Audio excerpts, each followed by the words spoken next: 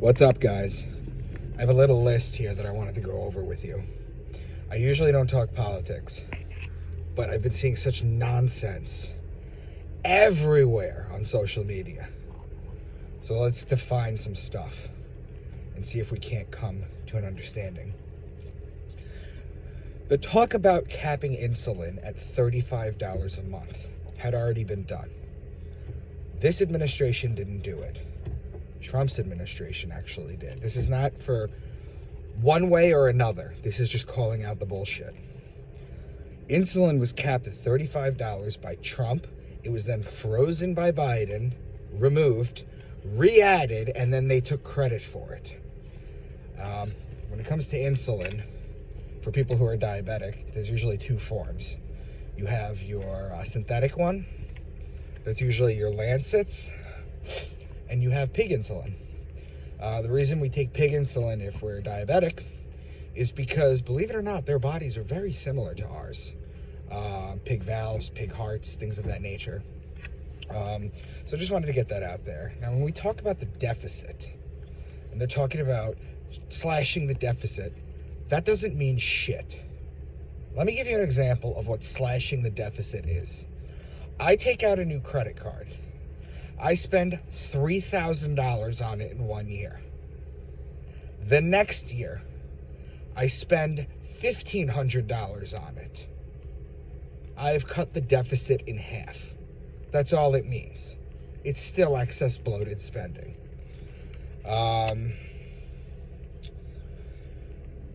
This talk about this presidency with the new jobs, right? All these new jobs that they're creating. They're not actually creating new jobs. What's happening is the jobs that were lost during COVID are coming back, and they're taking credit acting as if they're new jobs. They're not. We already had those. Now, the national debt can never be paid off. It can't. It's set up that way. Let me explain to you what the Federal Reserve does. What it does is it prints money for our country, and then it loans it out at interest.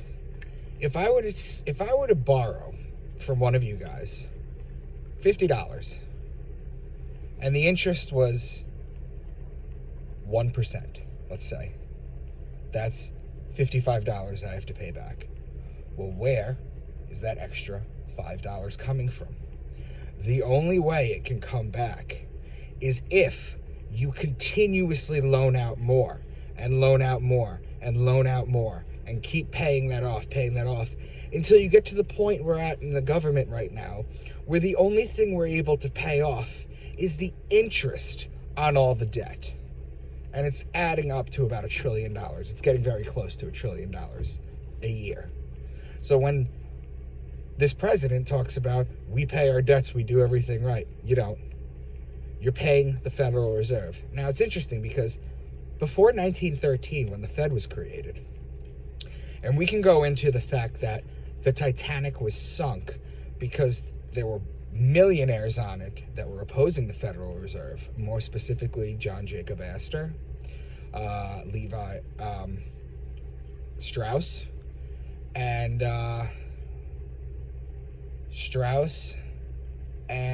there's one more. Guggenheim, maybe? There was 3 people that was sank because they opposed the Federal Reserve.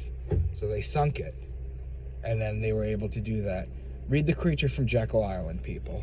But basically what I wanted to tell you, is that all this nonsense that you're seeing in the news about how great this administration is, it's not.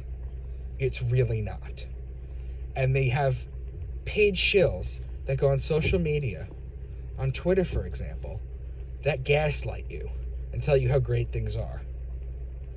You know, in 1984, they told you to reject your eyes and ears. That is the most final and essence command, or something to that nature. I just wanted to let you know is that this is nonsense. Something has to change. Eventually, what's going to happen is we're not going to be able to pay our debt back. And then you're going to see the Rothschild monster come out. You're already starting to see it. You know, the weakening of the military, All this nonsense that's just basically distractions, gender, you know, all that stuff. This is nonsense. This is distractions to keep you busy. But basically, when you can't pay, they come. And the only way to actually get rid of this is to destroy the Fed, the central bank. In fact, the countries that have done that, there's only a few left on the planet. All those countries that don't have a Rothschild bank-backed central bank, they have become the enemy of the press. And you can look up the countries that they are there. So I just wanted to share this with you guys. I don't like talking politics usually, but bullshit is bullshit, and we need to call it out.